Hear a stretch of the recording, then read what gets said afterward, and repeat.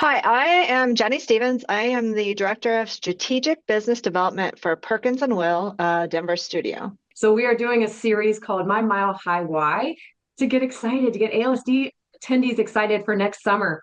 June 21 to 23, we'll be hosting I think it's the 36th annual Premium Experience Conference and Trade Show. It's a mouthful. So today here with Jenny to ask a couple questions. She's a Denver lifer, so we're going to get the skinny on why Denver from her. So Jenny, let's get started here. Denver has been home for you for at least a long time, if not forever. What's the magic about Denver? I grew up on the east side of Denver. My husband grew up on the west side. We're two native natives, not well, I'm practically a native. I've been here since I'm like, nope, born and raised, both of us born in a Denver address. I went to University of Colorado in Boulder, and I was like, why are all these people here from other states? So it took me a little while to actually recognize how different it was and how magical it is. And I think what makes it magical is it's got something for everybody.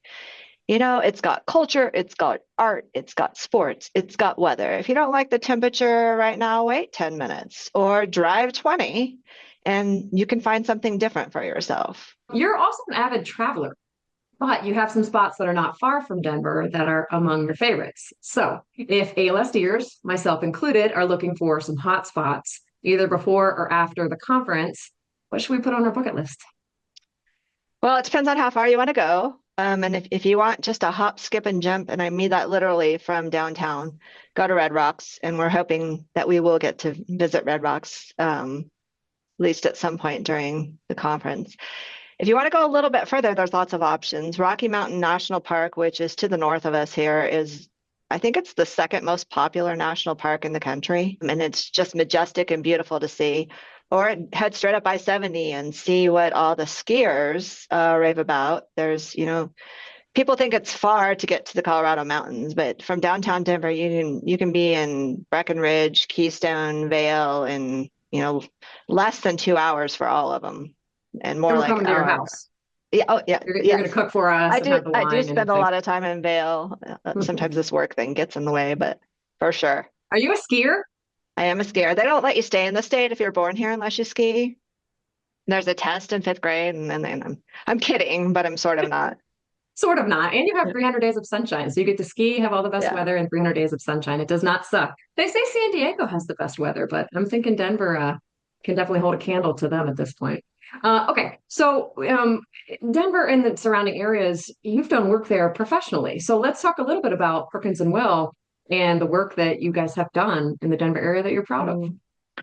Well, I wasn't here at the time, but one thing that is sort of really our legacy, honestly, and the reason that I'm sitting here with you today is we designed McNichols Sports Arena, which was one of the first, what they called the first generation of the modern NBA arena. It's now gone, but our legacy started with McNichols Sports Arena, which opened in 75, and it built from there.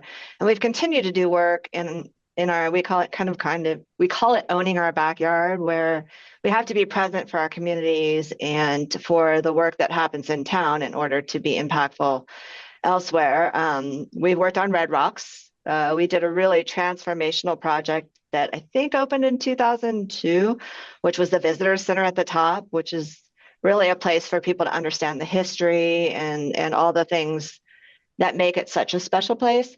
I actually got to work on the master plan for that, one of my first projects when I started here 35 years ago, and learned all of the fabulous history and how resilient as a species and as a gender we are, with some of the pictures I saw and some of the activities that took place up there back in the day. And then, they luckily recognized the specialness of the place and built on that.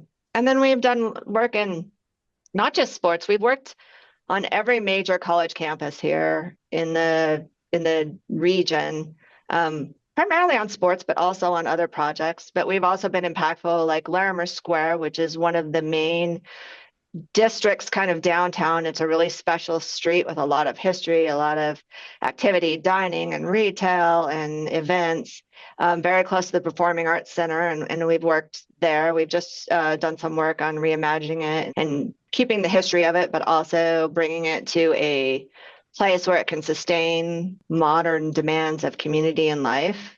And that's opening in phases, and we're getting to celebrate that. So we've kind of touched in a lot of different markets and a lot of areas here, but the legacy of our sports practice originated right down the road. Congratulations.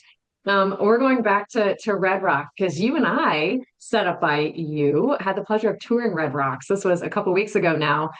First of all, I'm still out of breath. I'm trying to make it up the stairs. I'm pretty sure it was you that said that the stairs at Red Rocks and the altitude definitely humble you, and I was humbled. Anyway, it's unlike anything that I've seen before, and probably you have too. You're a music lover. You're there all the time. You know, the setting, it's otherworldly, in my opinion. You've done significant work there, and you've talked about it. But I have to know, and I think our group wants to know, what's the best kind of show to see there? Ironically, in the last 3 weeks, I've seen Incubus there and John Batiste, who are very different shows, and they were both unbelievable in their own way. You know, they say it's acoustically perfect. So the formation of the rocks and the way they're shaped, and that was recognized turn of the century, 100 and whatever years ago. So that's magical about it. And if you're down low, you get these artists that are so thrilled to be there. They're so excited. I've never been there, I don't think, without somebody who recognized the magic of the space and the place. If you're up high, you get all the views to the city. You still get the perfect sound, but you get all the views to the city. It's a mountain park. So during the day, it's open to the public, as you mentioned. Go work out there. You go there at 7 o'clock on any morning, 8 o'clock on any morning, and you're going to see groups of people or the firemen training or various things.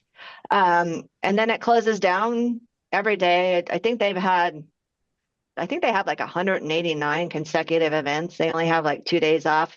Didn't Tad tell us? Tad is the gentleman that runs Red Rocks, told us that they had 1 day off because an artist canceled for an illness or something.